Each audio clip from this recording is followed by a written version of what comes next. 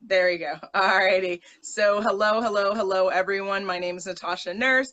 I am the owner and co-founder of Dressing Room Made, a coaching and consulting platform for women entrepreneurs and women creatives looking for innovation in their life. And I'm super honored and always really excited to be a part of the Sistas on Fire IRL chat because I host them. But the women that you're going to, especially the one you're going to hear from tonight, will blow your mind away. And that's really what this series is. So Tammy O'Hara, please take it away. Share who you are, what do you do, how did you get so awesome?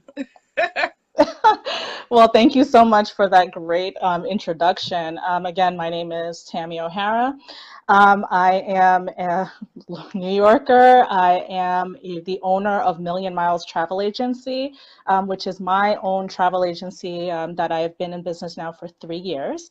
I am also a licensed New York State attorney. So, on top of all of the other crazy things I'm doing, I also work as a lawyer in, hustle and bustle in New York City. Yeah, absolutely. And so, A, what type of law do you practice? And then B, what attracted you to travel and how did you get into that world? Well, I've done a little bit of everything. I have done criminal law. I was a prosecutor for 5 years. And Wow. currently, I am doing administrative law and special education litigation. And I'm Interesting. actually going to be moving into administrative prosecutions. Again, I can't really get out of the prosecution realm, it appears.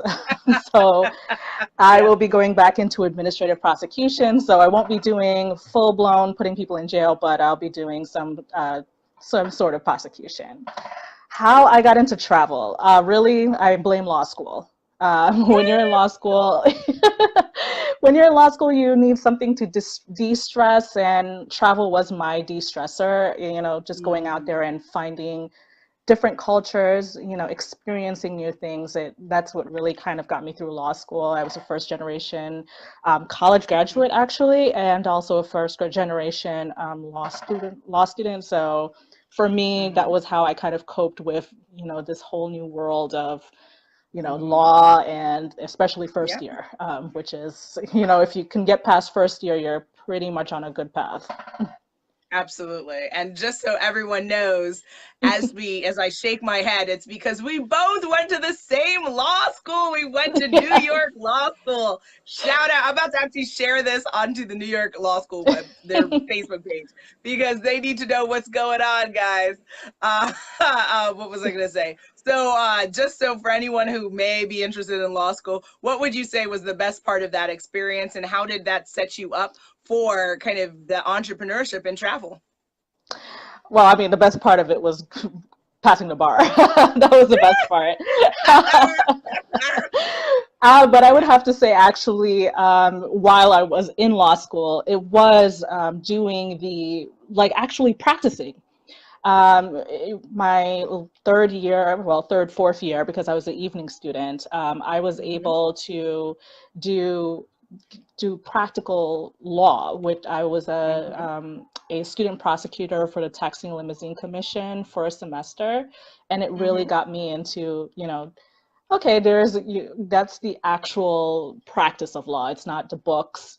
It's the actual practice. And how it helped me in, just becoming an entrepreneur. I feel like a lot of Mhm, times people get held back because they're scared.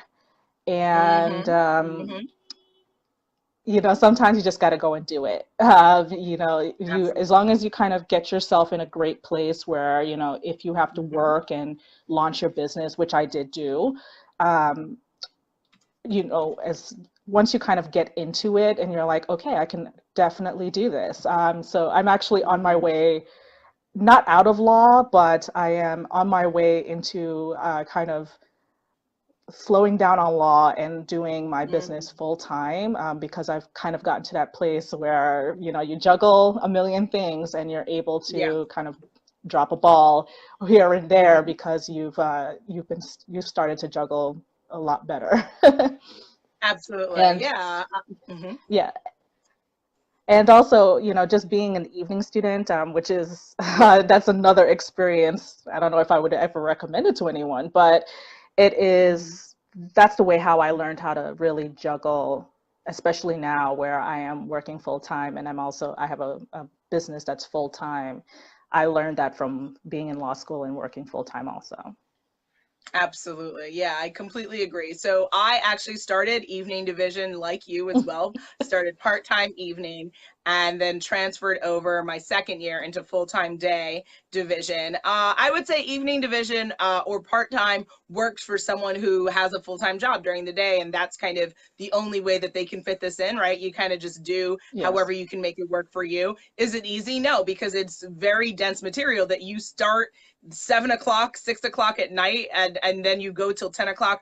It's a lot on your brain. It's very tasking, especially if you spent 9 to 5 doing something else. So it's like the second life version of you. So it can be challenging, but where there's a will, there's a way. And if this is something you need to do and want to do, then you will darn well do it. Right. Yeah. For me, I would say the best part of law school, yes, like finishing and graduating and going on to passing the bar exam for sure. But also I would say the training, even the crummy part about it, where it's the Socratic method. And if you're not familiar with that, it's when they call random people out and they ask you to give your life and the details of the Constitution, even if you're not even in Constitution, like law classes. And it can be quite uncomfortable.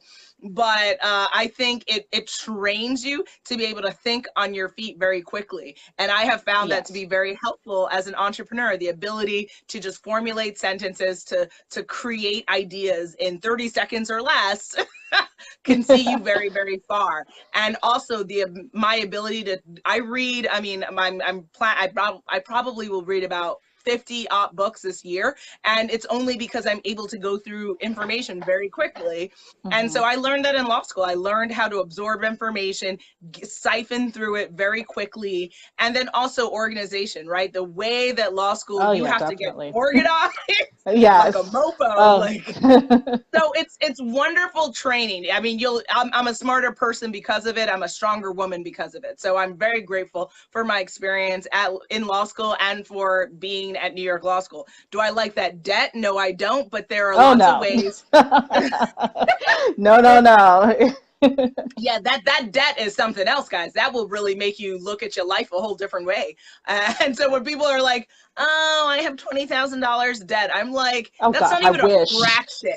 Like, I yeah, that wish. doesn't even cover like maybe covered like a month of freshman year, first year law school. Like, yeah, like law school debt's not a game, guys. But there are lots of different options, and people are going to school now for free, actually, depending upon what your LSAT scores are and your GPA. So where I there's a wish will, that was there's a me. way. I wish I that was know. me. Yeah. It's but enough of law school, enough of New York Law School. We repped you guys enough. Uh Now let's focus on travel, because like you, I'm an entrepreneur who left law, right? And so what exactly does your agency do? What are the travel experiences that you feel people are most lacking in their life, and how can you make it better for them? Well, I do, kind of, I make uniquely you travel experiences. So I can't say Mm-hmm. that anything that I do is regular, because what I number one try to do is get to know the person who is coming to me, because what might Nice. be an excellent vacation for me would be horrible for you. I am that type of person Mm-hmm. that would love to just walk around in a city and take pictures of every building that they have. But I realize that for some people, that might be the worst vacation ever. And I really try to get to know my clients so that I can understand what it is that would make their vacation work for them. Because, as we're all in the city, we every dime that we get, that's an important dime. So Mm-hmm. when you take a vacation, you really want to make sure that you're getting all of all of your money's worth. But Mm-hmm. if I would say that I do have any kind of specialties, like I do have a specialty in culinary travel, culinary experiences. I do have a foodie getaway that I put on every year. Next year, 2019, we're going to Aruba. Aruba is Wow. probably one of the more popular, and it's very known for its culinary, is a culinary destination in the Caribbean. Nice. So a lot of people come to me for, just to kind of get that insider culinary track, if it's in the Caribbean, also in Europe. I do a lot of European trips, especially to Italy. Hmm. Beautiful. Food and wine and pasta. That's probably Yeah, the best thing. beautiful. And I also do, a lot of romance travel, especially destination weddings, because, if there's any day that you want to be, any trip that you want to be perfect, Yeah. that's the one that you want. Your honeymoon, your destination wedding, even like a pop the question, when you're about to take that step, you want to make sure Yeah. that everything goes the right. And I kind of help everyone do that. I'm on the ground. I do Gotcha. uh, I do come to the wedding if requested, and I also, Wow. always on 24/7 support if anything goes Cool. wrong while you're on vacation. Very cool. Okay. Yeah. So now, what do you love about travel, and why should someone consider a culinary trip? I'm not even sure what the details. It sounds delicious, but like, what are the details? Why? Who wants to go on these trips? Well, it's someone who wants to, get that kind of a different experience. Hmm. When people think about going on a vacation, I'm going to take a flight to Jamaica, Dominican Republic, Mexico, and I'm going Hmm. to sit on a beach for a week. And I really encourage my clients to, get out there and go explore, find out about these places that you're going to. Like, there are people that never go on, they never leave the resort. And I'm like, that's not the way how to, you can say that you went to Mm. Jamaica, but if you never left the resort, did you really go? They You went could to have a been Jamaican anywhere. resort. Yeah. Yes. So I really encourage people to go out and just, find out about the culture and the way how I kind of mix in if they're looking for, adventure, if they're looking for a culinary trip. There are most of those, even going to Jamaica or the Dominican Republic, they have food tours that will take you to different areas. Um, Nice. and that will take you to different well, like just kind of you get to learn about the different types of food and the kind of the influences from the different cultures. Like for Jamaica, it's a good example. I'm from Jamaica, Mhm. Woohoo! and Jamaica, Yes. yeah, I got a rep.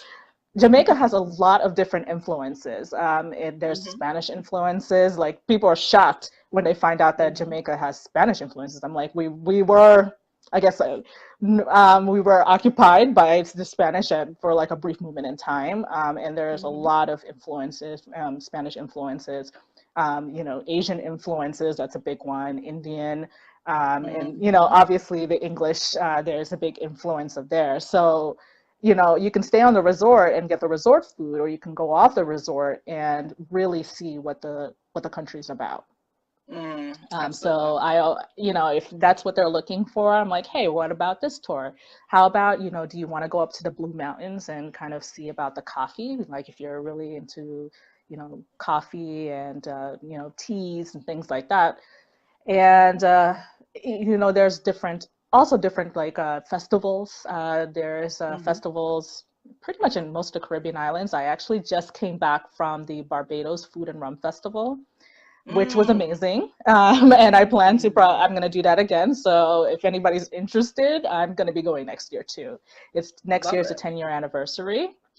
So I Nice. will be back. And it's really interesting just to see the different kind of remixes that the chefs make. And, people think, oh, you're not going to see a Michelin star chef in Barbados. But there are Michelin Hmm. star chefs in Barbados, and they're like Nice. world-renowned mixologists in Barbados. So Wow. it's really about getting out there and kind of exploring your world outside of what your comfort zone is. Absolutely. Amazing. Okay. And what would you say are like the three best things that you've learned from traveling, and you can loop in like entrepreneurship as well if it meant like lends to that kind of an answer. Oh, three best things. Well, the first one is really going outside of your comfort zone. Mm. And as an entrepreneur, that you have to do that all the time. You're always stepping outside of your comfort zone, talking to people, which I would say that as a lawyer, which is crazy. I'm a lawyer and I don't particularly care to talk to people. And I'm a litigator, so it's even worse.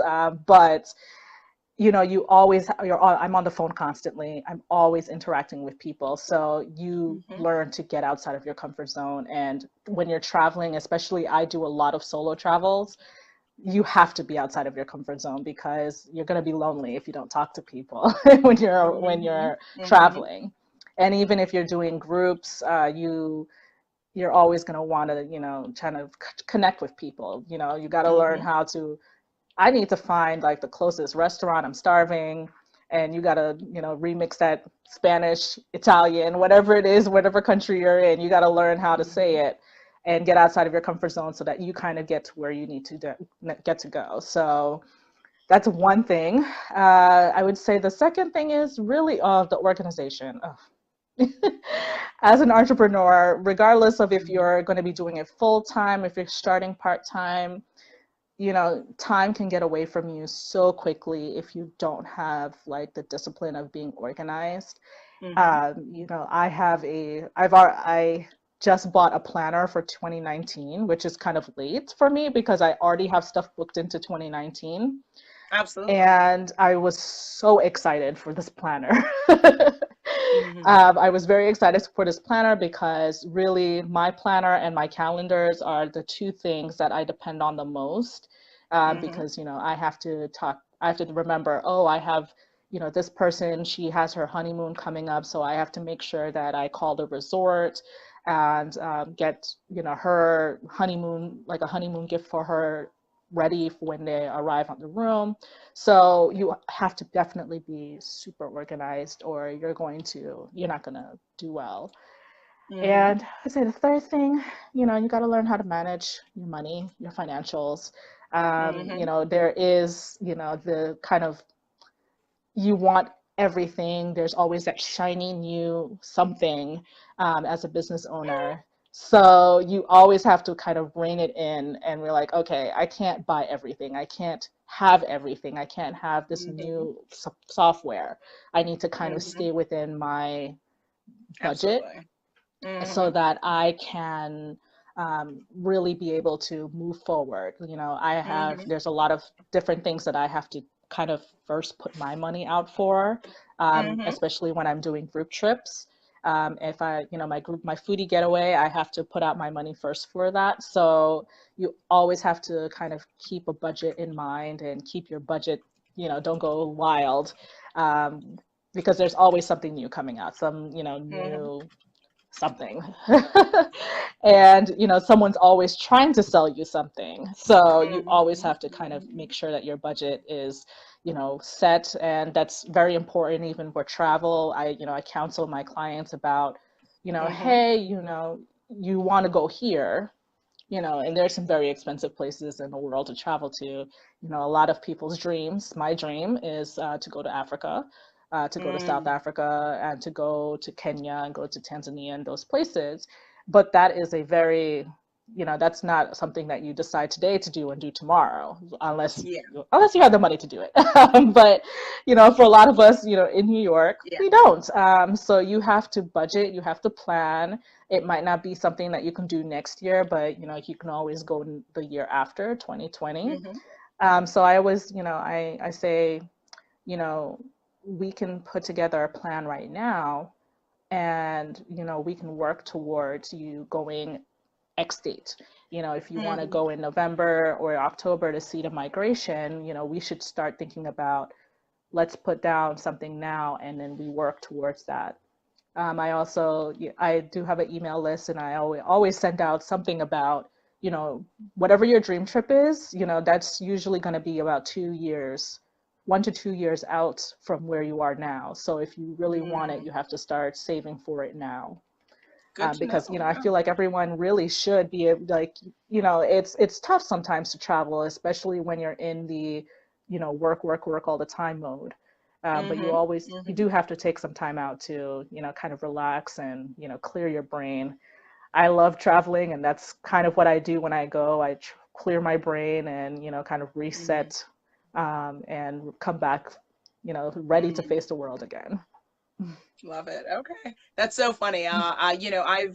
So I like traveling, but I don't like the disruption in your schedule because you have to do things differently if you're going in a different time Oh zone, yeah. right? And so or I guess the complications that can come with it, I don't necessarily love, but I agree with you. There's something really significant about seeing other parts of the world. This summer I saw Montreal, and I didn't like go crazy with like going all over the city. I'm probably more of a low key kind of like I can go somewhere and just lay for a while or like I don't necessarily need to like run everywhere, but I do think that there's something really unforgettable about meeting how and seeing how other people live and seeing how happier they are. New York is very unhappy compared to other parts of the world.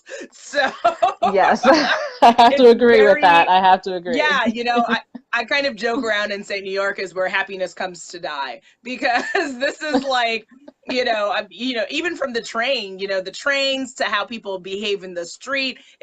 I grew up in Manhattan, so I'm a born and raised Manhattanite.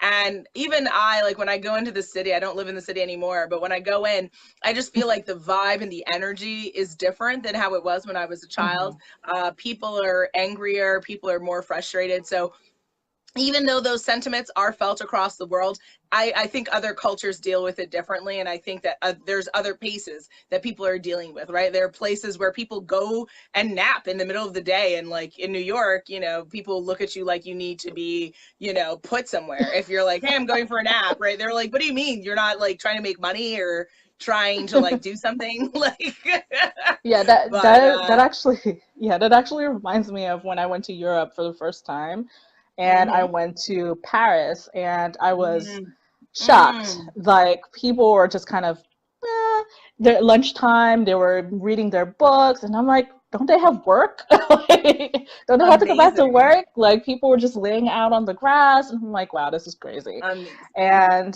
same Yeah. thing when I went to Barcelona, like Mm.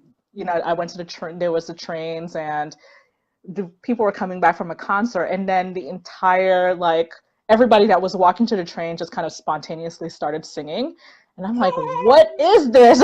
I was like, this is great, but what is this? But I'm like, this is awesome. I Amazing. love it.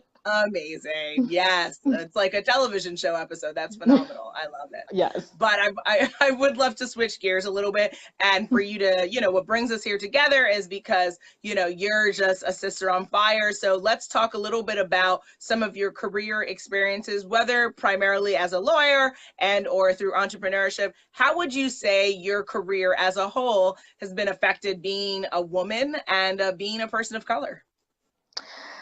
Well, um, funny thing was is that I was looking through I was looking during the Florida debate, and Andrew Gilliam, who is running for Florida governor, he was interviewed by Trevor Noah, I believe it was yesterday, for the Mm-hmm. Daily Show, and Mm-hmm. he was talking about how as a black man, as a person of color, he Mm-hmm. had to the way how he has had to approach this campaign, and you can't be too aggressive, you can't be too combative, or you are kind of seen a certain way.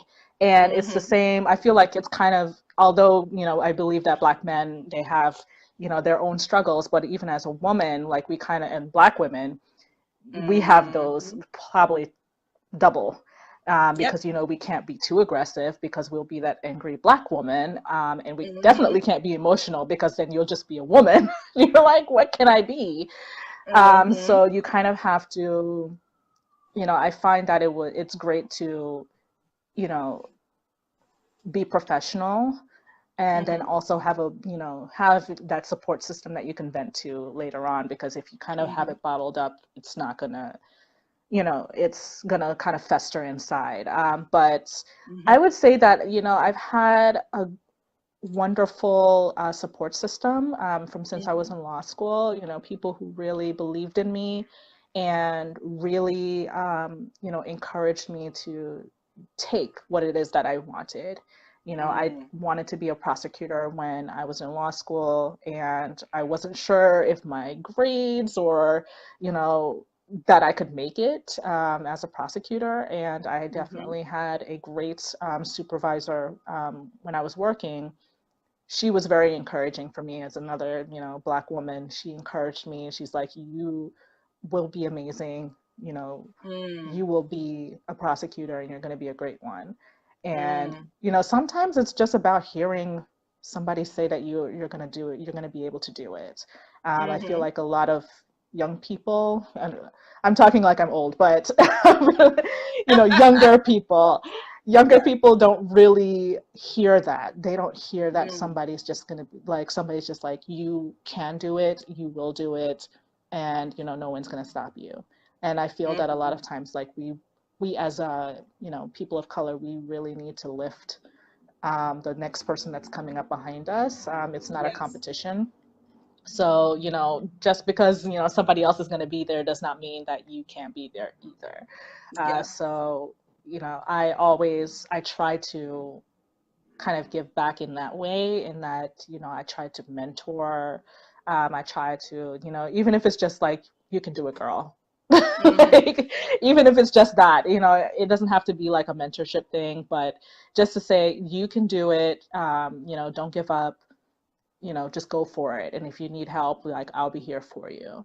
Mm-hmm. That's sometimes it's amazing how just a small thing like that can really push somebody and like just get them to keep going and until they Mm-hmm. get to where it is that they look for. So I'm very thankful that in my career, in my life, that I've had people that really pushed me and really like just kind of believed that I Mm-hmm. can do it. Because, honestly, when you could go into a prosecutor's office, you really don't see a lot of people of color Mm-hmm. in on that side. You see them on the defense side more, and you unfortunately see them as the people that you're prosecuting. Mm-hmm. So I feel like in order for there to really be, substantive change in the criminal justice system, there definitely needs to be more people of color that are on the prosecution side, because a lot of times, the people who are doing the prosecution, they have no idea of the type of life that some of the defendants are living. They don't know how it is, Yep.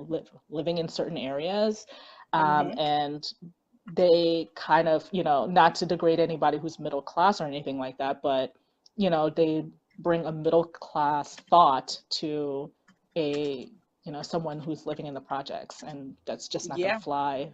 Mm-hmm. So, we really need people who maybe have lived that life.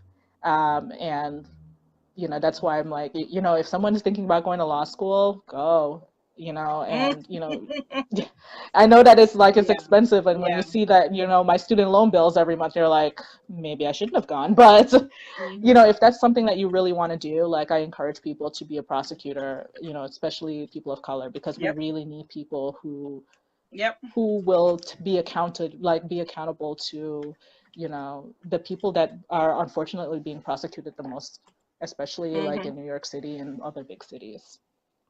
So there's several different gems you drop there. So first, I would say what I think is interesting is, and I do agree with you that there's professional and then there's professional for people of color, right? That like even when we are being Hmm. professional, if we're impassioned in any way, then we're somehow taken out of professional and we're put into Yeah. emotional, we're put into aggressive. Even if our non people of color counterparts are doing the same thing, it's different rules of the game. And hopefully, maybe in 20 years, we can look back and say, remember when we were talking about that on Sisters on Fire? Yes. And remember, and maybe things will be different. But as of right now, and I would say for the majority of our lives and for the past, I don't know, many years of America, Yeah. that we as people are not necessarily dealing with the same rules of engagement as other people. Yeah. And so you have to think appropriately about how the things you say and how you present yourself and who you speak to and how you go about it. And I would agree with you that having support that looks like you is super important, but sadly, we don't always get that. I would say some of the most support I was going to get in our law school, I got the opposite. I got people telling me I Mm. would not succeed or things that I needed to do to change myself. And granted, maybe certain areas of law or certain industries are more conservative, but there's a way to go about sharing that information and being a mentor and not killing dreams, right? Like, I think that Yes. there's a difference, but you learn, right? And so that was a valuable lesson to me also, that I learned that you can't just look for support from someone that looks like you, because you might not get it. You might get it from someone who does Yes. not look anything like you. And whatever it is, the support, wherever it comes, you take it and you use it and you mold it and you move forward, right? And you hope, Yeah. that your community can embrace you. But even if you're the Lone Ranger, you got to do you, and you got to keep it moving. And the last piece I would say about your thing about the so it seems interesting that when we come into the industry as prosecutors, and maybe you can speak a little bit on this, didn't you also find it challenging having to prosecute someone that looked like you or someone that shared your narrative, even if that they committed the crime or whatever, like whatever the circumstances are, they've got to be held accountable, but that that there were systems in place that led to them being in front of you, and that like, and if they had a different life in different circumstances, they wouldn't even be there. So like, how do you balance that, like punishing people who deserve to be punished, but also understanding that you're a part of a system that helps perpetuate why you're prosecuting the person in front of you? That's why I believe that there needs to be more people of color in the criminal justice system, especially on that side. As I said, there's a Mm-hmm. lot of people that, they're going to be on the defense side, they're going to be on Yeah. the side that we're prosecuting, Yep. but there needs to be more people of color that, because obviously we all know that you do the crime, you have to have some kind of consequence, but Yep. I think we all know that the type of consequences that people get differ for the same crime Mm-hmm. depending Yep. on your shade of Mm-hmm. skin or how much money you have. Yep. And sometimes it's about, it's maybe not about dismantling the system. It's about giving the person of maybe a different shade the same consequence that you would give somebody who is, melanin deficient. If they're going to get probation, how about giving that other person probation too? And Mm. obviously, that's a, I guess, would that be radical? I don't think it's radical, because you're treating everyone the same. It's Equality. Yeah, that's you're not, yeah, it's fairness. about Yeah. equality. It's about, if that person is eligible for probation, then they should receive probation. Mm-hmm. You know, I'm from Florida, so like randomly you'll hear like random things about Florida. So Mm. kind of like, Mm. it's I'm from Florida. I lived in Florida from until I graduated from college.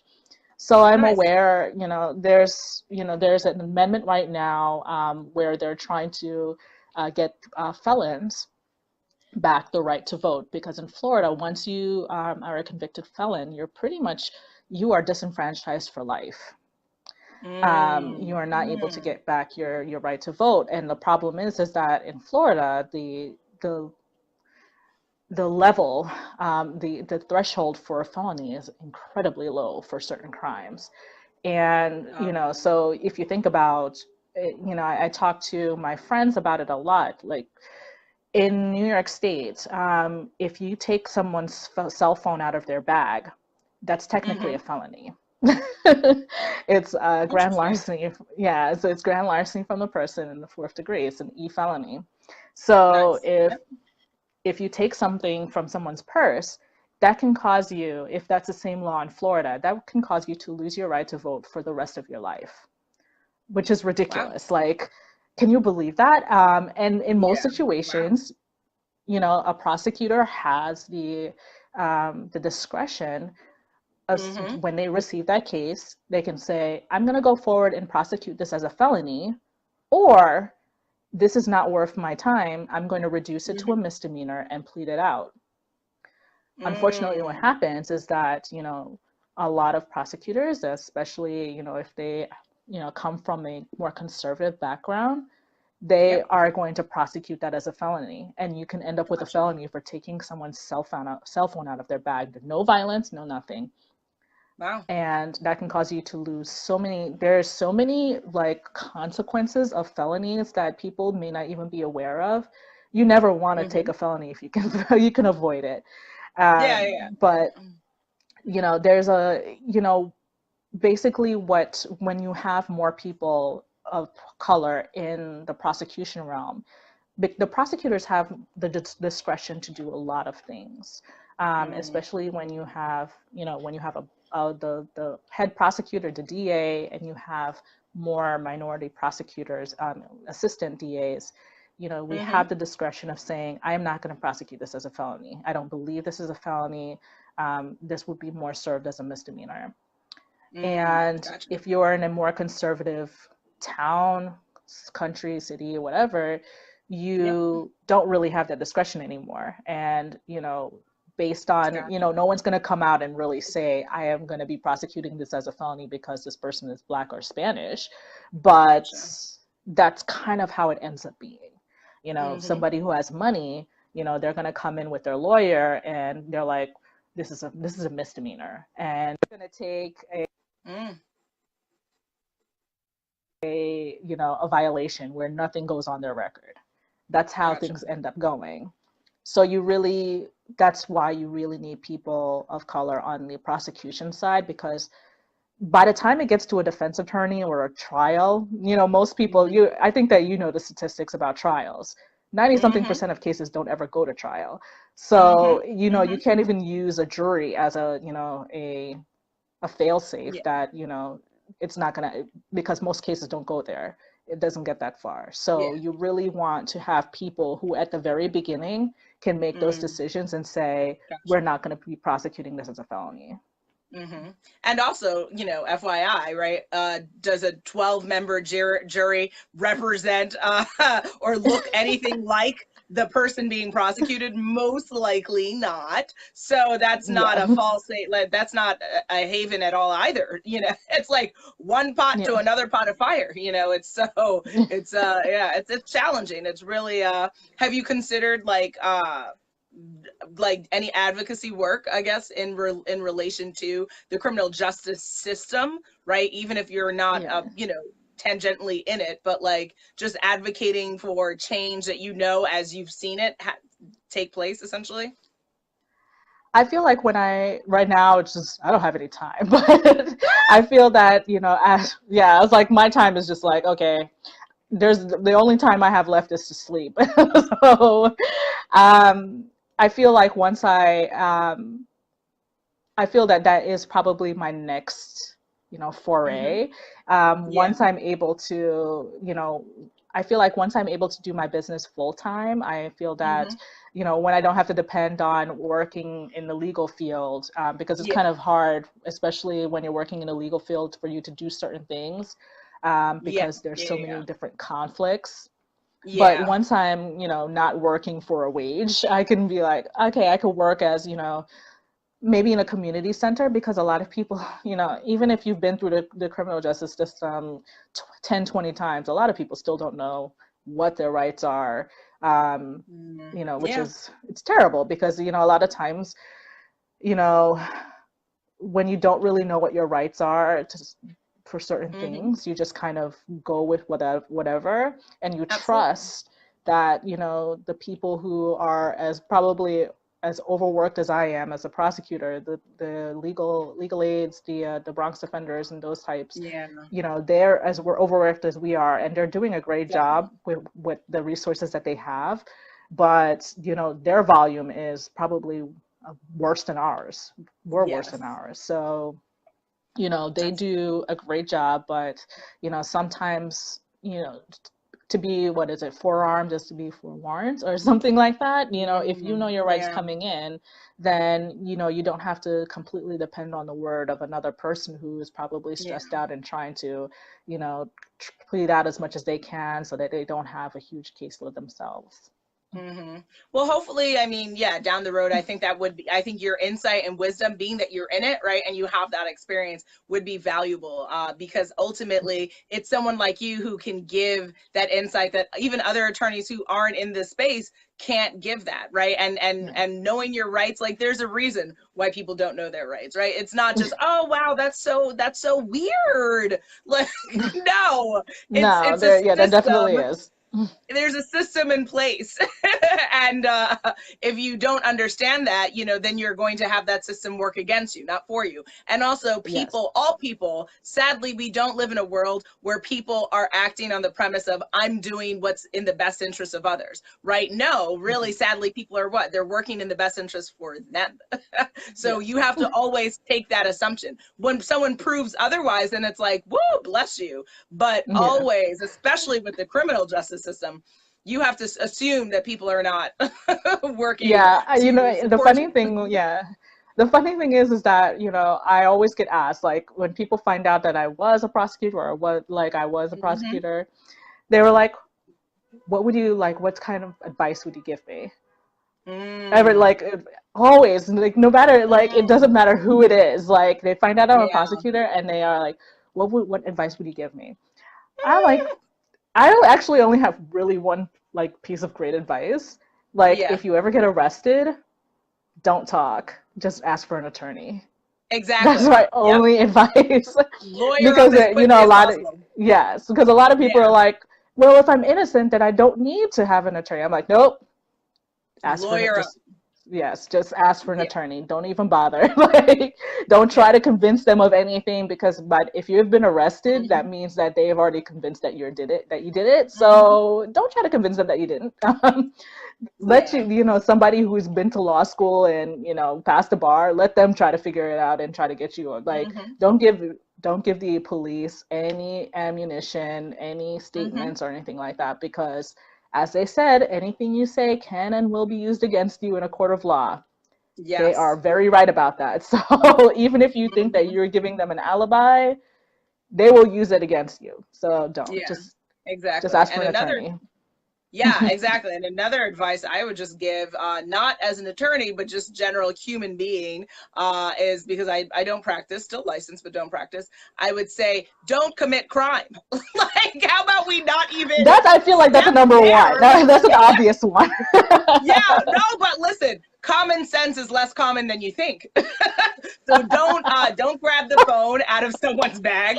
How about we just not, right? How about we not trespass? How about we not solicit? How about we just not?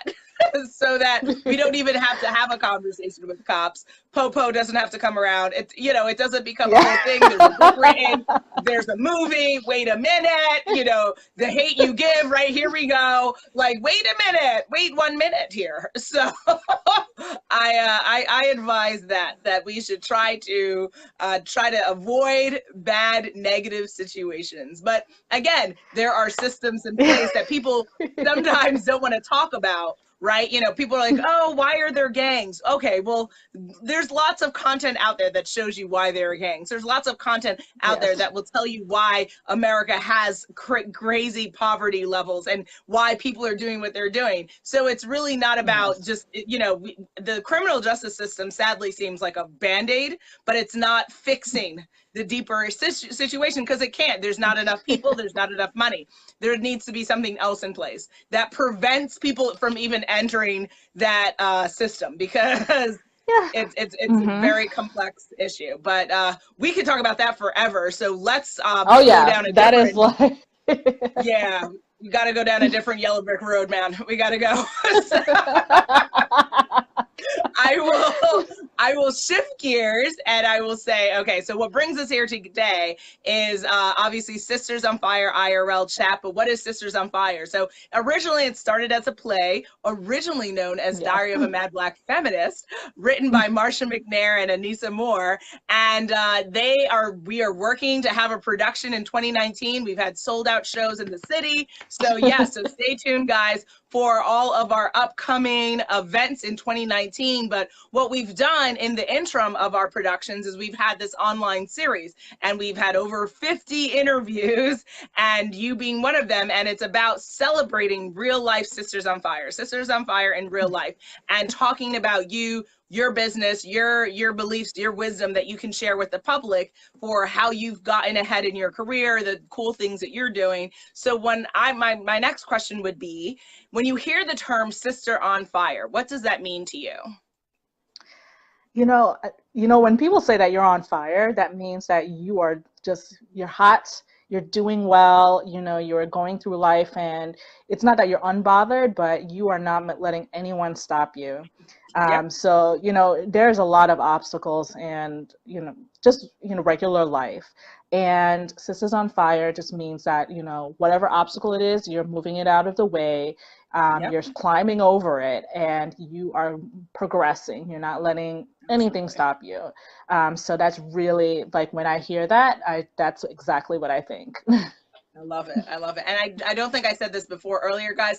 Anyone watching on the live or in the replay, if you have questions, please put them in the comments so Tammy can answer them and she can share a bit of her wisdom. And if you have a question for me, let me know. But we'll keep this party train rolling. So I love that answer. Sisters on Fire are definitely resilient. Sisters on Fire definitely are unstoppable. And they understand the world that they're living in. But like you said, they'll crawl, they'll walk, they'll run, they'll do whatever it takes to get to the next level. That I completely agree would be a sister on fire. So in your life, either personally, professionally, people people you admire, who were sisters on fire for you?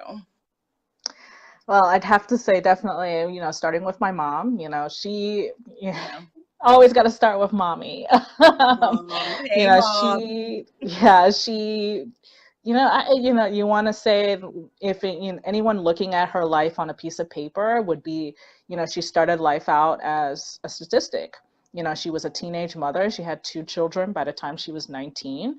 And, she really, she struggled and struggled with us, and she graduated from college around the same time that I was starting college, and she Wow. became a nurse, and she is living her life right now. So she is the first person that I think about when you think about someone who has really beaten the odds, because Yes. she started out, I lost my grandmother passed away before I was born.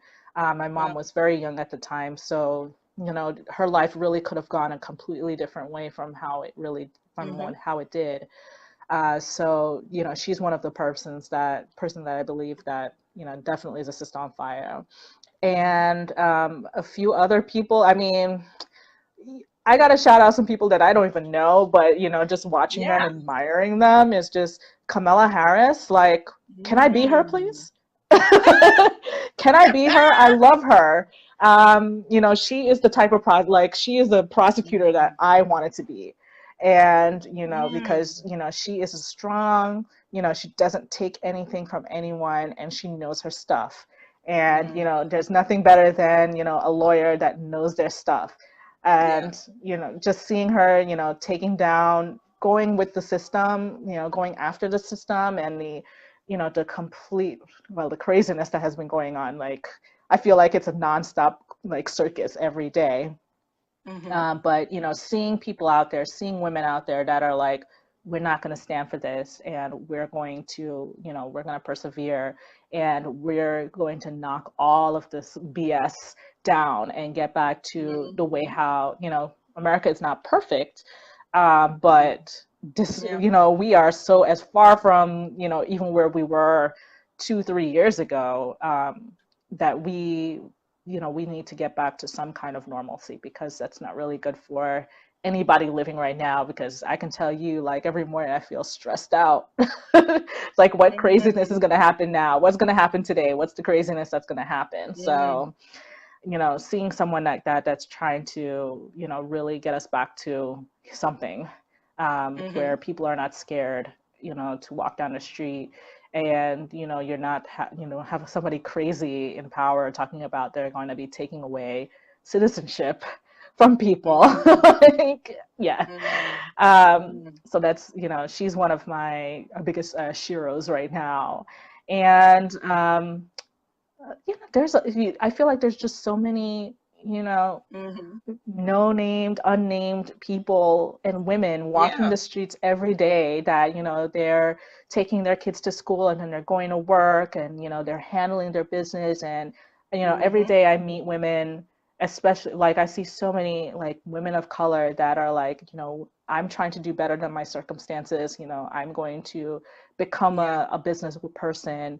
I'm going to try to make a little money and a little extra money so that I can, do better for my kids and so for that my kids to be better. Yeah. And, I hope that one day somebody will look at me and be like, she, came outside of her circumstances. As I Yeah. said before, I was, sorry, I was, the first time I was one of the first people in my family to go to college. So, I already felt that graduating from college, I had already made it. So the more that I do is just the more that I feel that, Yeah. um, I can leave a mark for someone else, for some other little girl that, may have come through, the same circumstance or maybe even something a little worse. So, for all the women out there that are just walking around handling business, like they're all sisters on fire for me. Mm-hmm. Exactly. And you said it better than I couldn't say it any better. Ultimately, Sisters on Fire IRL, the whole point is to celebrate women who are essentially proving to us all that we're all sisters on fire, that we all have a fire inside of us. And it's just up to us to let it burn and share it with share it with the world and share it with others to inspire others, right? I think that the greatest thing that a leader does is not only do great things, but inspire those around them near and far to do the same, right? Global change happens when everyone is willing to make some type of change. Like, it doesn't make sense to just have one or two people just who are just change agents and then everyone else is like, bravo, that's amazing. Like, what are you doing? What are you doing, right? Like, I look at like for us being on Facebook, like Zuckerberg, yes, thank you for doing this. But like 10 years from now, what's the new Facebook, right? What's the new, this has to inspire other innovation. Innovation needs to beget other innovation, essentially. So I love your recommendations. I think any woman who's determined to be a positive change in this world is a sister on fire, right? Like she's just badass and amazing. So Yes. completely agree. I've shared your website, millionmilestravel.com, for Thank anyone you. who's absolutely for anyone who's interested in the Sisters on Fire platform. If you're a sister on fire and you want to be chatting with little old me, you got to go to sistersonfire.com and submit yourself as well and see if you get featured in the series as well. But I would love to, kind of wind down the conversation. Like you said, you are busy, and I know that for sure. Please tell me, for just everyone, I guess, last minute advice on someone who's watching on the live or replay and they are struggling with that transition that you talked about. Like they're trying to make a change in their life. They either they want to be, either they're a lawyer like you or they're in some other field, but they're exploring some new territory, and maybe it's entrepreneurship, maybe it's something else. What are some tips that you can share for people to kind of make that transition a little bit easier? And then, of course, if you have any special announcements or you want to direct people to something on the website, feel free to share. Well, my first piece of advice is to write it down. Mm-hmm. If you have a dream, write it down. And Mm-hmm. from there, maybe take it step by step. If you want to accomplish that dream in, a few years or a few months or whatever it is, you Mm-hmm. start writing it down and start breaking it down into little steps. My Yep. goal was that I wanted to retire early and I wanted to travel the world. And I Mm. needed, I worked as a public, I worked for the city. I was not going to be making any kind of money that would allow me to retire early and travel the world. So I needed to, do something else, and I wanted to do something else that I enjoyed. So I decided to, do the travel. It kind of Mm-hmm. killed two birds with one stone. Yep. Once you've written it down and you kind of broken it down into, pieces, then you can start, implementing pieces that, are doable right now. Mm-hmm. I don't think that I'm not going to give you any advice about, go to the bank and take out, a $50,000, small business loan, because a lot of people Mm-hmm. can't do that. Um, Mm-hmm. right off the top of, we don't have the family connects, we don't have the finances, we can't do that. So you Mm-hmm. have to kind of, be creative, be, clever Yes. about Yep. how it is that you finance whatever your dream is. I could, Mm-hmm. as talking as an entrepreneur, I actually just started, every time I got paid, I put aside, a percentage of my paycheck, and like, this is Mm-hmm. towards my business. And then, Mm-hmm. I got to a point where I'm like, okay, now I can launch it. I needed certain, money off the bat to get licenses and just to Mm-hmm. kind of get myself going. But, I'm to the point right now where I'm like, oh, I don't need to contribute anything else from my own, like, paycheck, because the business Mm-hmm. is kind of running itself. So, try nobody, and also, I think the last piece of advice I would give is just, you don't have to accomplish everything in one go. Yep. Give yourself, the breathing room to accomplish small things and celebrate the small things, because, Yes. as I said, nobody, we're not all going to be Facebook. We're not going to, hit it out of the park the first time. And you might try and you might fail. But, if you have it written down and if you have a plan, then you can move on from a failure. Um, Mm-hmm. so give yourself the opportunity to really, try and fail. And, you might find out that, what, maybe this entrepreneur stuff is not really for me, but maybe I'm like a social media, maven. And there's always somebody out there looking for, somebody to do their Instagram, because Mm-hmm. that's exhausting. Like, I tried it and I was like, no, I can't do this. So You can I do hired somebody to do it for anything. me. You can do No, I can't. anything. I was like, I No. don't have enough time to do this. So I've hired somebody to do it for me. And that's Mm-hmm. actually another good piece of advice, is that once you gotten to the point where you're really busy, there are certain things that people don't like to do. Like, as I said, social media. Not, I am okay with my own social media, but trying to do my business social media was a struggle. So Mm-hmm. what I did was I hired somebody to do it for me. And, sometimes paying somebody is worth it. Like, paying somebody to do it is worth it, because she accomplishes it, putting together 2 weeks worth of social media posts in 5 hours, where it would take me probably like 2 weeks to do 2 weeks worth of like social media posts. So Mm-hmm. it when you're lacking in time, sometimes you just have to let things go. And as a small business owner, entrepreneur, you'll learn what it is that you can let go and what you can keep. So, and also go for it. There's don't don't sit and wish. Just go for it. And as I said, what the worst that can happen is that you fail. And as long as you're still living, you can always get back up, dust yourself off, and continue going. So, Mm-hmm. just go for it. Awesome. I would just add to it, just because, for me, I think people get a little scared around the word failure. And so I would just Mm, encourage anyone watching on the live or on the replay that there's no such thing as failure. It's just everything's a teachable lesson, right? And so some lessons you like more than others, to be honest. And ultimately, you have to understand that, everything happens for a reason. So if you start something and maybe it's not as profitable as you wanted it to be, is it a failure? There's no such thing as failure. Just say, maybe this is an opportunity to pivot, but also be patient, right? We're in this yeah. like now culture, but Yeah. like, look at Damon John, right? Like, we talk about him nonstop now. He's been at this game for many, many years, couple of decades, guys. So I know that everyone's like, no, no, no, no, no. And it's hard. Why? Because we have institutions like Facebook that the time that he became successful was like rapidly faster than other Yes. people who started a venture. So we, I think, especially among millennials, people are like, no, no, no. So if I start now, in 2 years, I'll be a millionaire, right? So it depends. You have to think, right? And but be willing and be patient to learn. And I think, as Gary Vaynerchuk, I always go back to him. He's incredible resource for everyone who's, if you're not familiar, Gary Vaynerchuk.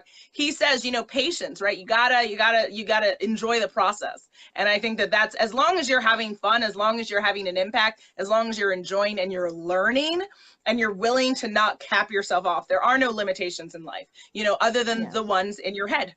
So when you say you think you can't do something, then you've created that reality for yourself. Is it an actual reality? No, but it will be because you've set it to be. So just, remember mindset. Remember the mindset plays a role. But with that, please share. So, on the website, what can people do? How can they support you? How can they champion you? If they're interested in travel, what do they do? Break that all down for them.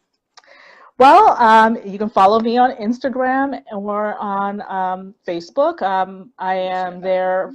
Both of my businesses are there. I have Million Miles Travel, at Million Miles Travel, and at Million Miles Weddings. So if you're looking for a honeymoon or destination wedding, please give me a call.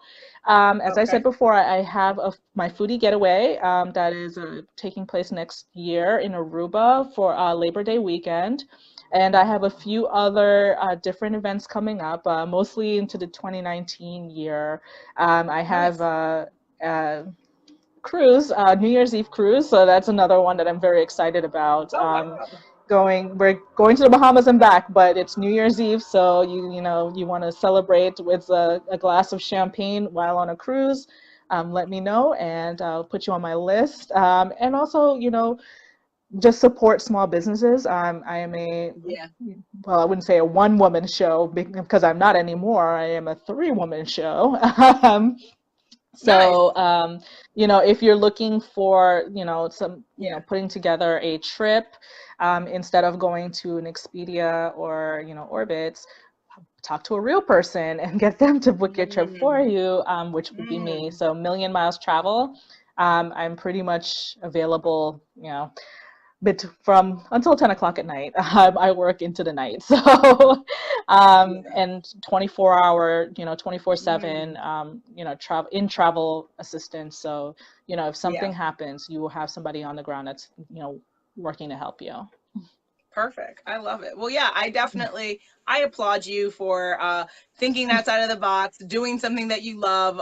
Clearly, you know a lot about travel. I think you would be able to curate some really cool experiences for people. And as you know, our generation is all about the experiential. So I think that, and more people are learning, right? They're learning that it's not just about things, but it's about memories, right? Because we can't take our things with us, but we can take hopefully as much of our memories, whatever's left over at the end, and you want to have beautiful moments. You want to have beautiful moments by yourself, beautiful moments with friends and family, with strangers, right? All sorts of things. So just, definitely check out her website, support small business, and definitely if you have more questions, reach out to her. Go to millionmilestravel.com, check out vacationexperiencecreators.com, holler at her, right? And thank you for everyone joining in, and thank you for being a Sister on Fire. And I've had fun, and you guys stay tuned for our next Sisters on Fire IRL chat.